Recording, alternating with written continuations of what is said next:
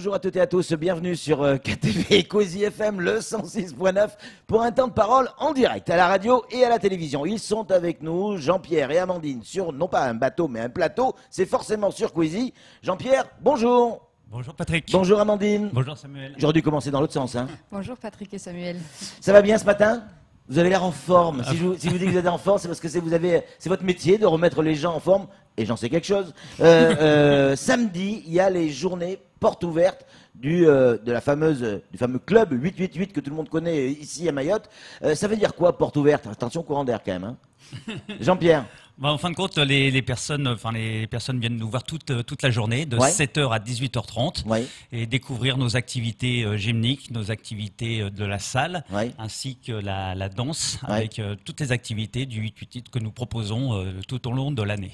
Alors, Amandine, ça veut dire quoi? Ça veut dire que les gens peuvent venir gratuitement pendant une journée? Exactement. Les gens sont libres de venir et de participer à tous les cours que l'on propose. Ça part des enfants avec le karaté. Ensuite, vous avez aussi la capoeira. Pour les adultes, on vous proposera un cours de yoga, des activités de fitness et, pour ma part, des activités de danse. Alors, quand vous dites activités de danse, c'est quoi? Genre tutu, les pointes? Alors, la classe de danse classique est proposée. Elle existe quand même. Oui, mais elle existe pour de vrai. Elle existe pour les enfants de 8 ans à 12 ans, mais également pour les adultes et les adolescents, le mercredi. Donc, bienvenue. Mais samedi, on se concentrera sur 4 disciplines qui seront le modern jazz, la street dance, le dancehall et la danse orientale. Jean-Pierre, vous êtes coach. Et parmi vos différentes casquettes nécessaires par rapport à votre crâne, merci Patrick. Non, plaisanterie à part, vous êtes parmi toutes vos casquettes, vous êtes coach. Ça veut dire quoi? C'est quoi un coach? Un coach, faut savoir que le coach, il est diplômé d'État. Hein. Il est diplômé d'État dans plusieurs disciplines.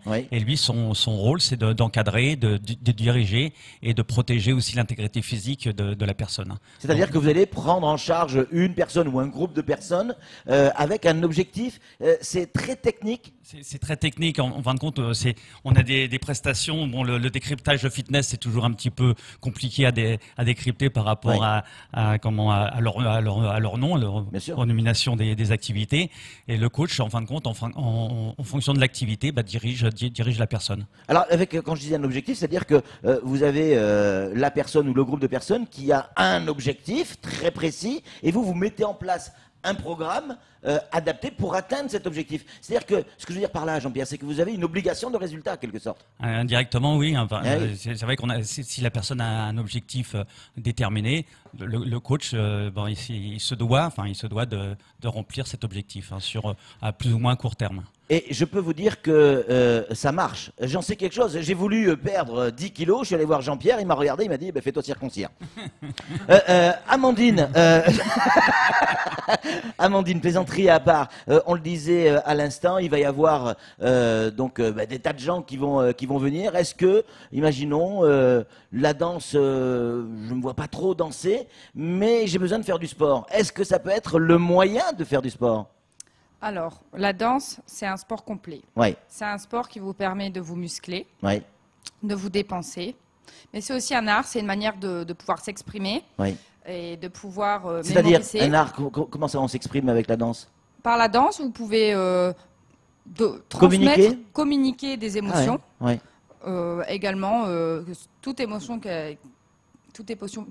possible, par exemple la joie, la tristesse, l'énervement. Et c'est très intéressant parce que ça permet un peu aussi de se lâcher, de se vider de tout son énervement ou de son énergie, ce trop plein d'énergie.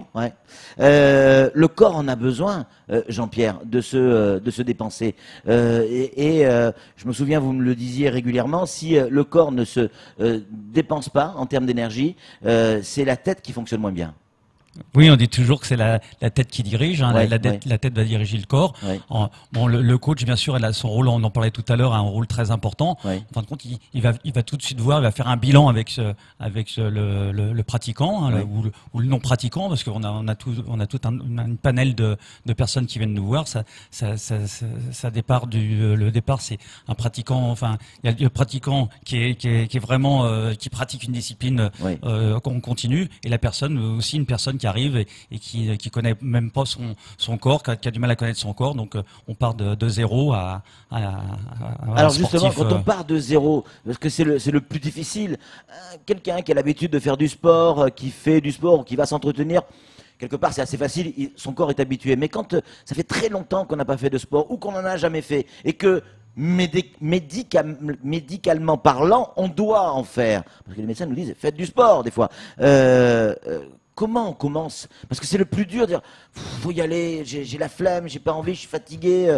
Quel peut être l'élément déclencheur, Amandine?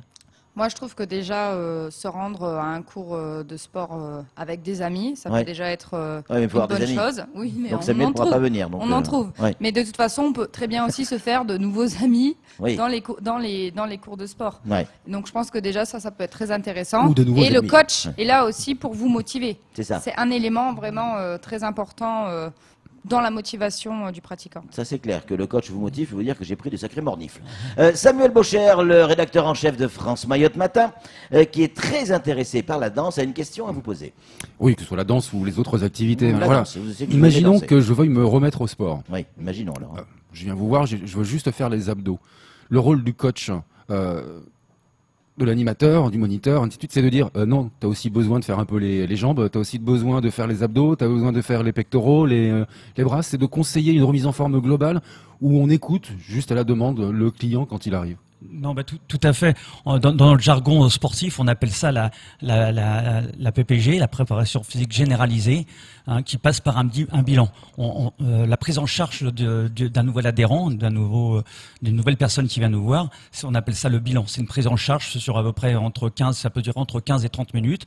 On discute bien sûr sur sa vie sportive ou non sportive.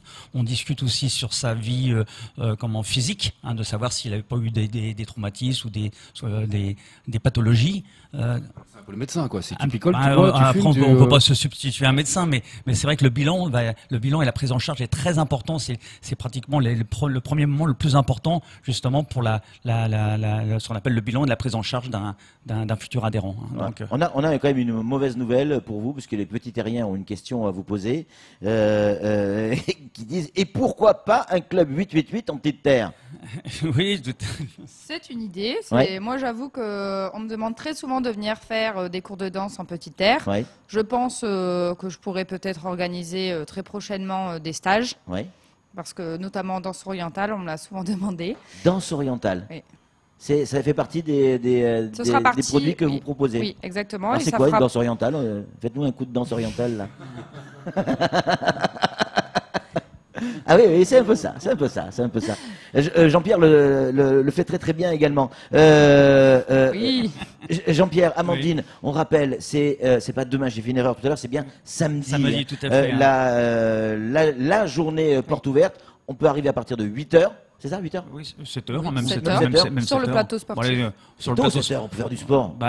Aujourd'hui, oui, à 7h, on a des personnes qui viennent. Il y a déjà des gens qui viennent à 7h. Et jusqu'à 18h, et c'est totalement gratuit. Ça permet quoi, donc, de découvrir, de s'initier, d'avoir une idée, de dire, j'ai envie de faire du sport, mais je ne sais pas comment m'y prendre, tiens, je vais jeter un œil. C'est ça? Oui, tout à fait, oui, tout à fait. Et de découvrir les 40, on a plus de 40 activités dans la semaine, hein, donc, qui partent dès 9h le matin, les activités 9h le matin, les cours pendant l'heure du midi aussi, parce que le midi, beaucoup de personnes ont une pause déjeuner, qui permet aussi justement de faire une activité physique. Hein, je ne parle pas de sport, plutôt une activité physique.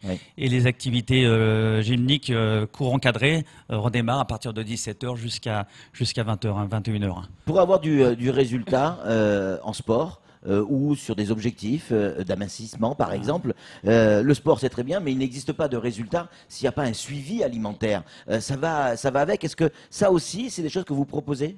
On peut conseiller. C'est vrai que c'est quand même des métiers, hein, donc on ne veut pas se substituer non plus à vous avez l'habitude. Oui, bien sûr. Hein, parce que quand on voit comment vous êtes fait, alors que vous avez quand même 118 ans, il faut le dire. Vous ne les faites pas du tout, quoi. Non, en fin de compte, c'est vrai que la nutrition est très importante, mais quelqu'un qui va se mettre dans une activité physique, justement, va faire attention. En fin de compte, c'est un engrenage. C'est-à-dire que je décide de me mettre au sport, et du coup, je décide de faire attention à ce que je mange. C'est-à-dire que je dois changer complètement mon alimentation? Pas changer tout à fait, non, parce qu'après, mais parce qu'on a quand même besoin de tout. Y compris du gras. Et, tout à fait, qui permet de passer des fois des hivers, pas ici, mais il y a toujours besoin. Non, mais c'est vrai que l'alimentation est importante, hein, c'est un complément de l'activité. Et ça fait partie des conseils que vous donnez effectivement aux gens qui viennent vous voir. Samuel? On va en donner un aux petits terriens. Les petits terriens, on va leur dire que la capoeira, c'est pas un alcool brésilien. Hein. C'est quoi la capoeira exactement? Amandine? Alors, la capoeira, je pense que ça fait partie des arts martiaux. Ouais. Ça vient du Brésil, il me semble. Et donc, c'est un art martial qui est dansé. Ouais. Et c'est très intéressant de le pratiquer parce que vous pratiquez quelque part deux sports en un. Oui, c'est ça. Et c'est magnifique, exactement. Ça demande beaucoup de souplesse, d'anticipation. C'est pour ça ça se pratique en musique aussi. Donc, tout à fait. C'est assez ludique en même temps. C'est très ludique. Hein, c'est agréable à regarder. Ouais. Le matériel. J'ai pu me rendre dans votre salle, Amandine et Jean-Pierre. Et Patrice, hein, parce que c'est un peu à lui aussi la salle. Surtout Patrice. Il y a énormément de matériel. Alors il y a plusieurs salles, évidemment. Et du reste, on se dit, mais comment ça peut exister à Mayotte? Et ça existe depuis déjà pas mal de temps. Une salle muscu, mais archi complète. Hein.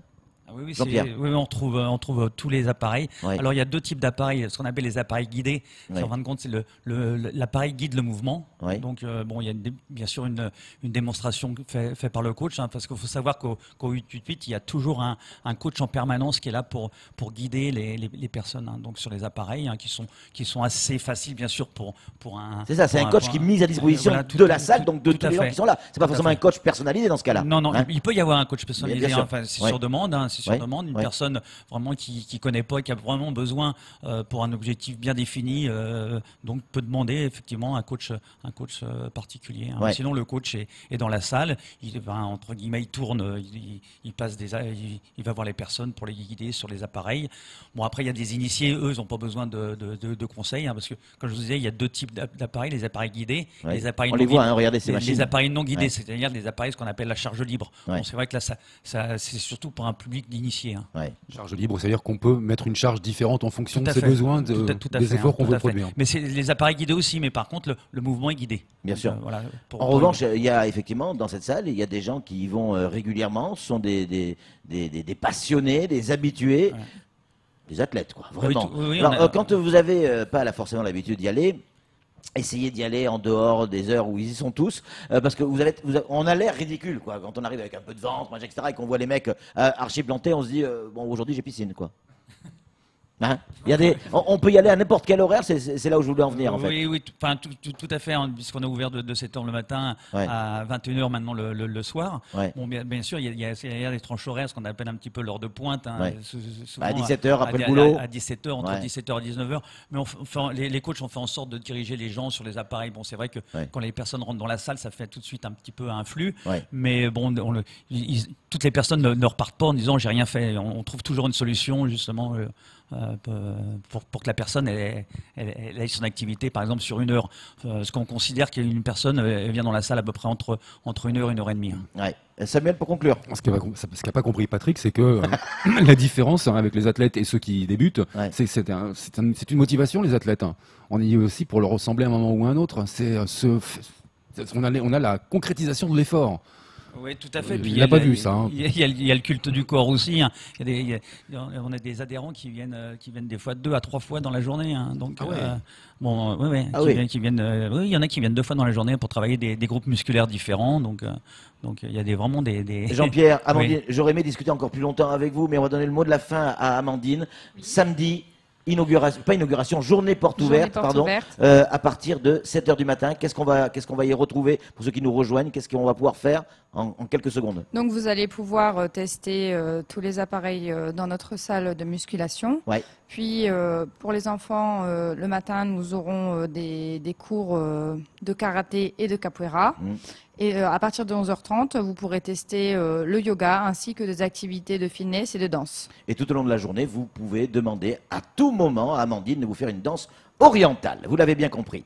Merci beaucoup, plaisanterie à part. Merci beaucoup, Amandine. Patrick. Merci, Jean-Pierre, d'être venu si tôt sur un plateau de télévision. Je sais que c'est pas évident, mais on avait besoin d'un peu de fraîcheur sur Coisi. Merci à vous deux. C'est tout pour ce temps de parole. Tout de suite, Merci bien. la suite de nos programmes.